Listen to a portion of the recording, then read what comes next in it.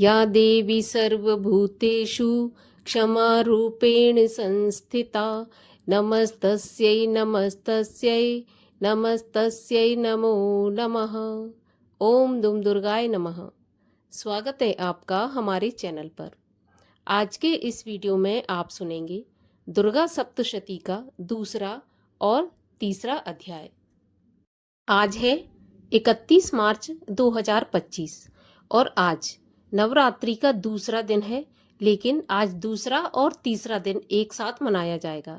आज दूसरे और तीसरे दिन की माँ की पूजा होगी, दूसरे और तीसरे दिन की कथा भी सुनी जाएगी। साथ ही गणगौर का व्रत भी आज ही रखा जाएगा। तो हमारे चैनल पर गणगौर व्रत की कथा भी अपलोड हो चुकी है, आप उसको भी अवश्य सुनें। इसके अलावा सभी प्रकार की व्रत कथाएं सुनने के लिए, दुर्गा सप्तशती पाठ सुनने के लिए और हमसे जुड़े रहने के लिए हमारे चैनल को सब्सक्राइब करके बेल आइकन को प्रेस करें। आज की कथा अच्छी लगे तो लाइक करें और शेयर करें। अब सुनते हैं दुर्गा सप्तशती के दूसरे अध्याय की कथा।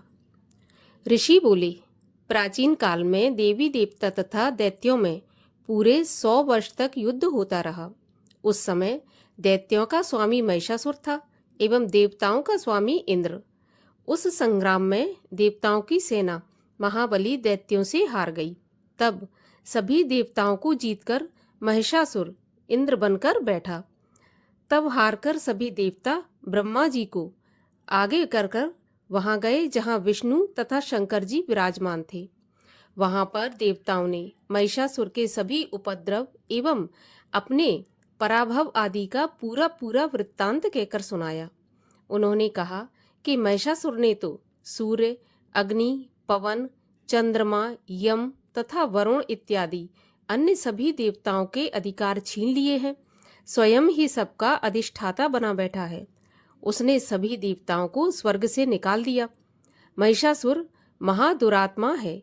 देवता पृथ्वी पर मृत्यों की भांति विचर रहे हैं।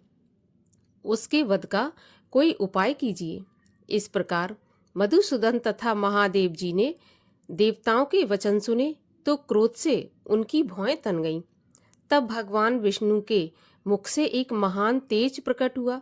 इसी प्रकार ब्रह्मा तथा शंकर के मुख से तेज प्रकट हुआ। दूसरे इंद्र आदि देवताओं के शरीर से भी महान तेज प्रकट हो गया। सभी तेज मिलकर एक हो गए। वह तेज पुंज इतना उग्र था जैसे कि जलता हुआ पहाड़ हो। देवताओं ने देखा कि उसकी ज्वालाएं सभी दिशाओं में फैल रही हैं। जब वह एक हुआ तो एक नारी के रूप में परिवर्तित हो गया। महादेव जी के तेज से उसका मुख प्रकट हुआ। यम के तेज से उसके केश हुए। विष्णु के तेज से उस देवी की भुजाएं प्रकट हुईं। चंद्रमा से दोनों स्तन, इंद्र के तेज से उसका कटी प्रदेश, वरुण के तेज से जंघा व उरुस्थल, पृथ्वी के तेज से नितंबों का प्रादुर्भाव हुआ। ब्रह्मा के तेज से दोनों चरण, सूर्य के तेज से चरणों की उंगलियां, वसुओं के तेज से हाथों की उंगलियां, कुबेर के तेज से नासिका का आविर्भाव हुआ। उसके दांत प्रजापति के तेज से प्रकट हुए। अग्नि के तेज से 3 नेत्र हुए। संध्याओं के तेज से दोनों भौएं, वायु के तेज से दोनों कान उत्पन्न हुए। इसी प्रकार समस्त देवताओं के तेज द्वारा भगवती का प्रादुर्भाव हुआ। इस प्रकार सभी देवताओं के तेज पुंज से प्रकट हुई देवी जी को देखकर महिषासुर से पीड़ित समस्त देवता प्रसन्न हुए। महादेव ने देवी को अपने त्रिशूल से शूल निकालकर दे दिया। श्री विष्णु जी ने अपना सुदर्शन चक्र प्रकट करके दिया। वरुण ने शंख तथा अग्नि ने उसे शक्ति दी। मारुत ने उन्हें धनुष दिया और बाणों से भरपूर 2 तरकश दिए। देवराज इंद्र ने अपने वज्र से वज्र पैदा करके दिया। फिर सहस्त्र नेत्र इंद्र ने ऐरावत हाथी से घंटा प्रदान किया। यमराज ने कालदंड से दंड प्रदान किया। सागरपति ने रुद्राक्ष माला अर्पित की। ब्रह्मा ने कमंडल भेंट किया। सूर्य ने भगवती के भी रोमकूपों में अपनी किरणें प्रदान की। काल ने तलवार और उत्तम ढाल अर्पण की। क्षीर सागर ने हार तथा कभी न पुराने होने वाले 2 वस्त्र भेंट किए। इसी प्रकार चूड़ामणि, दिव्य कुंडल तथा 2 कड़े भी भेंट किए तथा चमकता हुआ अर्धचंद्र, सभी भुजाओं के लिए बाजूबंद, चरणों के लिए नुपुर और कंठ के लिए सर्वोत्तम कंठला भेंट किया। इसी प्रकार सभी उंगलियों के लिए जड़ित अंगूठी प्रदान की।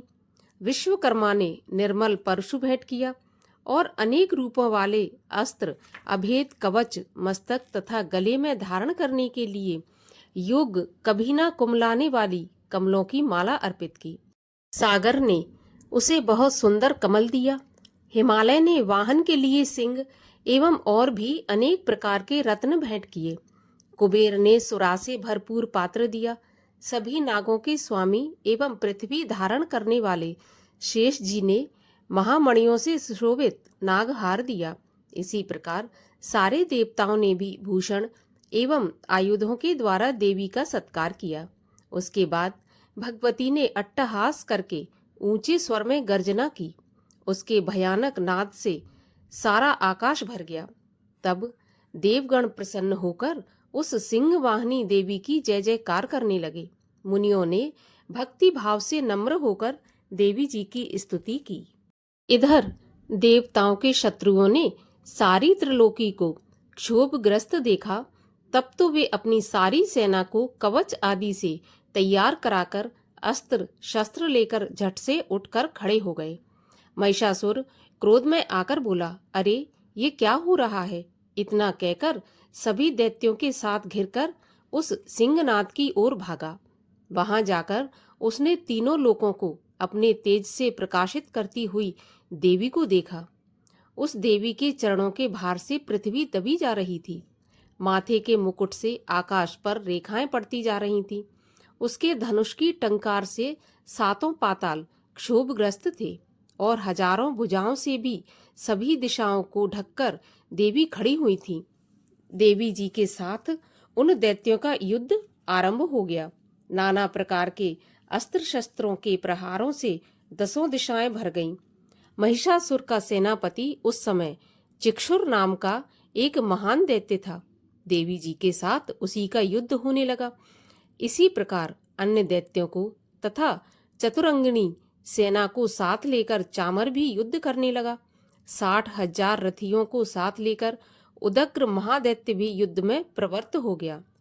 महाहनु दैत्य 5 करोड़ रथियों के साथ युद्ध में आ गया। 60 लाख रथियों से आवृत वाशकल दैत्य युद्ध में उतर पड़ा। परिवारित दैत्य हाथी एवं घोड़ों के अनेकों सवारों के समूह से घिरा हुआ रथियों को साथ लेकर देवी जी के साथ युद्ध करने लगा। उस रण आंगन में स्वयं महिषासुर भी रथों, हाथियों एवं अश्वों की सेनाओं से घिरा खड़ा था। तोमर, भिंदीपाल, शक्ति, मूसल, परशु, पट्टिश, खंग आदि अस्त्रों से युद्ध में देवी जी के साथ युद्ध करने लगे। कुछ दैत्यों ने देवी जी पर शक्तियां छोड़ी एवं दूसरे ने पाश फेंके। तब चंडिका देवी ने अस्त्र शस्त्रों की वर्षा करके उन्हें तोड़ डाला। इधर देवी जी का वाहन सिंह भी क्रोध में आ गया। अपने गर्दन के बाल हिलाता हुआ दैत्यों की सेना में इस प्रकार घूमने लगा जैसे कि वन में अग्नि फैलती जा रही हो। उस युद्ध भूमि में युद्ध करती हुई अंबिका ने जितने श्वास छोड़े वे ही झटपट सैकड़ों हजारों गणों के रूप में परिणित हो गए। प्रकट होकर उन गणों ने खंग, भिंदीपाल, परशु, पट्टिश आदि शस्त्रों से युद्ध प्रारंभ कर दिया। देवी जी की शक्ति से वृद्धि पाकर वे गण दैत्यों का नाश करने लगे। साथ में दूसरे गण नगाड़े, शंख आदि बजाने लगे। महती प्रसन्नता देने वाले उस युद्ध रूप उत्साह में कुछ एक ने मृदंग बजाए। तब देवी जी ने त्रिशूल, गदा और शक्तियों की वर्षा से तलवार आदि शस्त्रों से महान सैकड़ों असुर मार डाले और दूसरे कितने ही दैत्यों को घंटा के भयप्रद नाद से मूर्छित करके मारकर गिरा दिया। मरे हुए दैत्यों को पास से बांधकर पृथ्वी पर घसीट डाला। कितने तो गदा की चोट से घायल होकर पृथ्वी पर सो गए। मूसलों के प्रहार से कई एक रुधिर वमन करने लगे एवं कई एक शूल द्वारा वक्ष स्थल फट जाने से पृथ्वी पर सो गए। कितने ही दैत्य बाणों की वर्षा द्वारा युद्ध करते हुए प्राण छोड़ने लगे। कितने ही दैत्यों की भुजाएं कट गईं, कितनों की गर्दन छिन्न भिन्न हो गई। कई दैत्यों के सिर कट गए, कुछ बीच से कट गए, कुछ दैत्यों की जंघाएं कट गईं व पृथ्वी पर गिर गए, और कुछ एक दैत्यों को तो एक भुजा, एक आंख और एक पांव वाला करके दो टुकड़े कर डाले। मार मार कर गिराए हुए रथी, हाथी, घोड़े एवं असुरों की लाशों के द्वारा जहां महायुद्ध हो रहा था, वहां की पृथ्वी इस प्रकार भर गई कि वहां पर आना जाना कठिन हो गया। वहां सेना एवं असुरों के रुधिर से रुधिर की बड़ी बड़ी नदियां बहने लगीं। जगदम्बा जी ने एक क्षण में ही दैत्यों की महती सेना का इस प्रकार नाश कर दिया, जैसे कि लकड़ियों के बड़े ढेर को अग्नि जला देती है। देवी का वाहन सिंह अपने बालों को छटकाता हुआ, बड़ी गर्जना करता हुआ दैत्यों के शरीर से मानो प्राण ही चुन रहा हो, इस प्रकार घूमने लगा। देवी जी के उन गणों ने महाअसुरों के साथ बड़ा युद्ध किया, जिससे देवता प्रसन्न होकर आकाश से पुष्पों की वर्षा करने लगे। तीसरा अध्याय। ऋषि बोले, महाअसुर चिक्षुर सेनापति ने जब यह देखा कि सेना तो इस प्रकार मारी जा रही है, तब उसे बड़ा क्रोध उत्पन्न हो गया और वह स्वयं भी अंबिका के साथ युद्ध करने निकल पड़ा। युद्ध में जाकर उसने देवी जी पर बाणों की इस प्रकार वर्षा की, जैसे मेघ सुमेरु पर्वत की चोटी पर जाकर जलधारा बरसा रहा हो। तब देवी ने उसके बाण समूहों को खेत में ही काट डाला। फिर बाणों द्वारा उसके सारथी और घोड़ों को मार डाला। फिर झटपट उसका धनुष और ऊंची लहराती ध्वजा काटकर गिरा दिए। जब उसका धनुष कट चुका, तब अपने बाणों से उसके अंग बींध डाले। जिसका सारथी एवं घोड़े मर चुके थे और धनुष कट चुका था, तब वह बिना रथ के पैदल तलवार ढाल लेकर देवी के रथ की ओर दौड़ा। तेज तलवार से सिंह पर जाते ही प्रहार कर दिया। फिर देवी जी की बाम भुजा पर जोर से प्रहार किया। हे राजन, ज्यों ही उसकी तलवार देवी की भुजा पर पड़ी, त्यों ही तलवार टूट गई। फिर असुर ने क्रोध से आंखें लाल लाल करके शूल पकड़ लिया। भद्रकाली जी पर उस दैत्य ने शूल प्रहार किया। यह शूल इस प्रकार चमकता जैसे कि आकाश में सूर्यमंडल गिर रहा हो। देवी जी ने अपनी ओर आते हुए शूल को देखकर उस पर अपना शूल चला दिया, जिससे वह शूल सैकड़ों टुकड़े हो गया। साथ में उस चिक्षुर महादैत्य के प्राण निकल गए। जब महिषासुर का बलवान सेनापति मारा गया, तब देवशत्रु चामर हाथी पर बैठकर आ गया और आते ही उसने अंबिका देवी पर शक्ति का प्रहार किया। श्री देवी जी ने हुंकार द्वारा ही तेजहीन कर उसे जमीन पर गिरा दिया। अपनी शक्ति को गिरा देखकर चामर को बड़ा क्रोध आया और उसने पुनः शूल का प्रहार कर दिया। शूल को भी देवी जी ने बाणों द्वारा उछाल दिया। तब सिंह उछलकर हाथी के मस्तक पर चढ़ बैठा। फिर दैत्य के साथ भुजा युद्ध करने लगा। वे दोनों परस्पर लड़ते लड़ते उस हाथी पर से नीचे पृथ्वी पर आ गिरे और भयंकर प्रहारों से परस्पर युद्ध करने लगे। तब बड़े वेग से सिंह ऊपर को उछला और ऊपर आकाश से नीचे की ओर गिरते गिरते पंजों के प्रहार से दैत्य चामर का सिर धड़ से अलग कर डाला। देवी जी ने शिला एवं वृक्ष आदि से युद्ध में उदग्र को मार डाला। फिर कराल को भी दांतों, मुक्का एवं थप्पड़ों के द्वारा मार गिराया। क्रोध में परिपूर्ण देवी ने गदा की चोटों से उद्धत को भी चूर चूर कर दिया। भिंदीपाल शस्त्र द्वारा वाशकल तथा बाणों द्वारा अंधक एवं ताम्र को मारकर यमधाम भेज दिया। त्रिनेत्रधारी देवी परमेश्वरी ने उग्रास्य, उग्रवीर, महाहनु नाम के दैत्यों को त्रिशूल द्वारा मार दिया। तलवार से विडाल का सिर धड़ से अलग कर दिया। दुर्धर और दुर्मुख इन दोनों को बाणों द्वारा यमपुरी पहुंचा दिया। इस प्रकार अपनी सेना का नाश होता देखकर भैंसे का रूप बनाकर महिषासुर उन गणों को डराने लगा। कुछ एक गणों पर अपने थुथनों से प्रहार किया, दूसरों को सींगों से फाड़ा, कुछ एक को वेग द्वारा और दूसरों को सिंगनाद द्वारा और घूमने से अन्नों को श्वास वायु द्वारा पृथ्वी पर मार गिराया। इस प्रकार गण सेना को गिराकर वह महिष सिंह की ओर झपटा।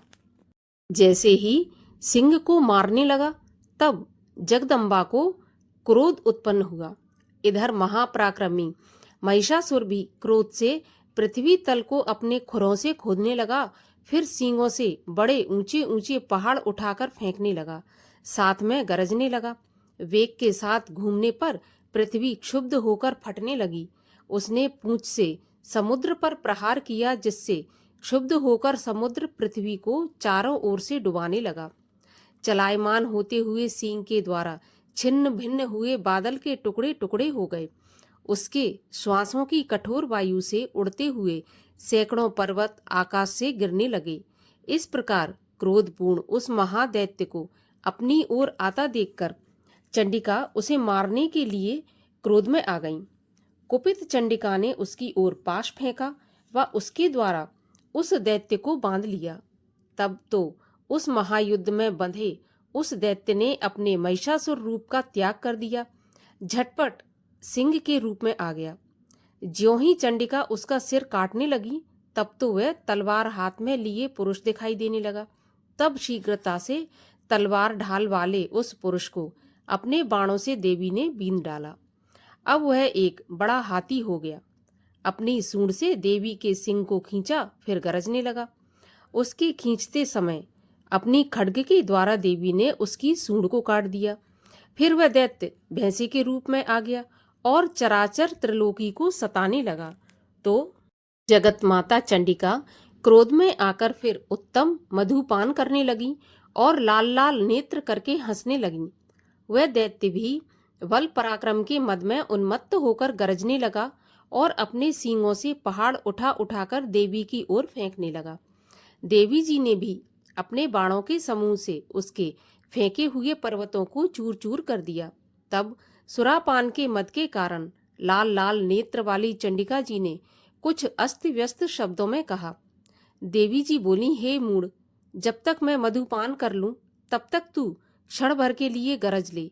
मेरे द्वारा संग्राम भूमि में तेरा वध हो जाने पर तो शीघ्र ही देवता भी गरजने लगेंगे। ऋषि बोले। इस प्रकार कहकर देवी जी उछलकर उस महादैत्य पर चढ़ गईं। पांव से दबाकर दैत्य के कंठ पर त्रिशूल से वार किया। देवी के पांव से दबे हुए उस दैत्य ने अपने मुख से बाहर निकलने का प्रयत्न दूसरे रूप में किया। अभी आधा निकल ही पाया था कि देवी जी ने अपने पराक्रम द्वारा उसे वहीं रोक लिया। आधा निकलकर भी उस दैत्य ने युद्ध करना नहीं छोड़ा। तब देवी जी ने अपनी तलवार से उसका सिर काटकर नीचे गिरा दिया। दैत्य सेना हाहाकार करने लगी। तब उस सारी सेना का भी देवी जी ने नाश कर दिया। सभी देवता अत्यंत प्रसन्न हुए। दिव्य महर्षियों के साथ सभी देवताओं ने स्तुतियां की। गंधर्व राज गायन करने लगे और अप्सराएं नाचने लगीं। इस प्रकार देवी जी ने महिषासुर और उसकी सेना का वध किया और यहीं पर दूसरा और तीसरा अध्याय भी समाप्त होता है। चौथे अध्याय की और सभी अध्यायों की कथाएं सुनने के लिए चैनल को सब्सक्राइब अवश्य कर लीजिएगा।